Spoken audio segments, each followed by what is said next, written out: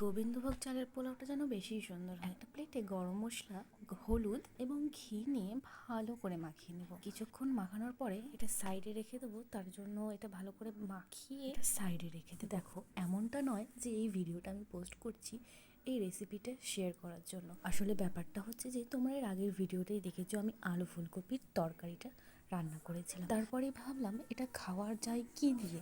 বাড়িতে ছিল এই গোবিন্দভোগ চাল, তাই ভাবলাম এটা দিয়ে পোলাও বানানোই যায়, কারণ পোলাও এর আগেও আমি 7-8 বার বানিয়েছি, বেশ ভালোই হয়েছিল। দিয়েই ভাবলাম যে এই রেসিপিটা নয় তোমাদের সাথে শেয়ার করে দিই। তবে এটা দেখেই যে করতে হবে এমনটা নয়, ইউটিউবে তোমরা অনেক সুন্দর সুন্দর রেসিপি পেয়ে যাবে আর খুব সহজ পদ্ধতিতে। তো আমার চালটা এখন ভাজা ভাজা হয়ে গেছে। এবারে এটাই জল দেওয়ার পরে এটাতে চিনিটা তোমরা যতটা যে যেমন মিষ্টি খেতে পছন্দ করো সে ততটা দিও। অনেকে আছে খুব একটা মিষ্টি পছন্দ করে না, আবার অনেকে আছে যে পোলাও মিষ্টি নইলে খেতে ভালো লাগে না। জল দেওয়ার পরে যে ঢাকা দিতে হবে এটাই স্বাভাবিক। ঢাকা দেওয়ার পরে একবার দুবার করে কিন্তু দেখবে যে এইরকম হয়েছে কিনা। এরকম যখন হয়ে যাবে তখন এটাতে যে সব কাজু কিশমিশগুলো ভেজে রেখেছিলে সেগুলো দিয়ে দেবে। আমি তো দিয়ে দিয়েছিলাম। দিয়ে যখন ভাজা ভাজা মানে হয় না, নারকেল নাড়ু যেমন গোল গোল করার জন্য একটা ব্যাপার থাকে, ঠিক সেই রকম যখন হয়ে যাবে পোলাও হয়েছে কিনা তো এটা বুঝেই যাবে। পোলাও এর আগেও তোমরা খেয়েছো কোথাও না কোথাও, বা বাড়িতেই হয়তো। তো আমি বসে গিয়েছিলাম গরম গরম পোলাও নিয়ে, আর আলু ফুলকপির তরকারি,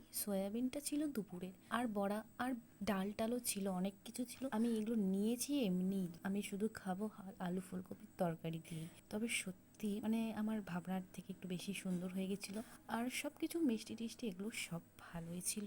আচ্ছা, কথায় কথায় তো জিজ্ঞেসই করা হয়নি। হ্যালো ভিউয়ার্স, তোমরা সবাই কেমন আছো বলো? আশা করি সবাই ভালো আছো, সুস্থ আছো। আচ্ছা, তোমরা কে কে পোলাও রান্না করতে পারো সেটা অবশ্যই কমেন্ট করে যেও। তো চলো, এখনকার মতো না হয় টাটা।